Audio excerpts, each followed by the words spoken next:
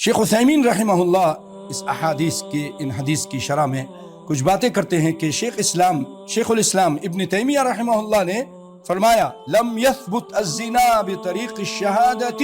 من فجر الاسلام الى وقتہ، جب سے اسلام آیا ہے اس وقت سے لے کر آج تک، ابن تیمیہ کہہ رہے ہیں ان کے دور تک، گواہی کے ذریعے 4 گواہوں کے ذریعے کوئی زنا بھی ثابت نہیں ہوا۔ یہ زنا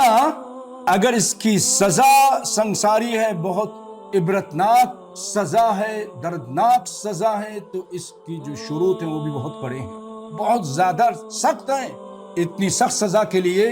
نظام بھی ایسا بنا دیا کہ کوئی اس سے غلط فائدہ نہ اٹھائے۔ 4 گواہ لے کر آؤ، عادل ہوں، مسلمان ہوں، 4 گواہ عورت نہ ہو اس میں، اور جو بات کرے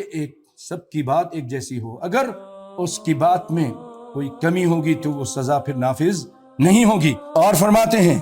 کہ اگر کوئی شخص یہ کہے میں نے ایسا ایسا دیکھا ویسا ایسا، یہ سب نہیں چلے گا۔ جیسے میں نے آپ کو شروع میں بتایا، جیسے اس طرح بتائے کہ میں نے سرما دانی میں جیسے سلائی داخل ہوتی ہے اس طرح کرتے ہوئے دیکھا، فلاں کو دیکھا، فلاں کو دیکھا، اور 4 آدمی یہ گواہی دیں گے۔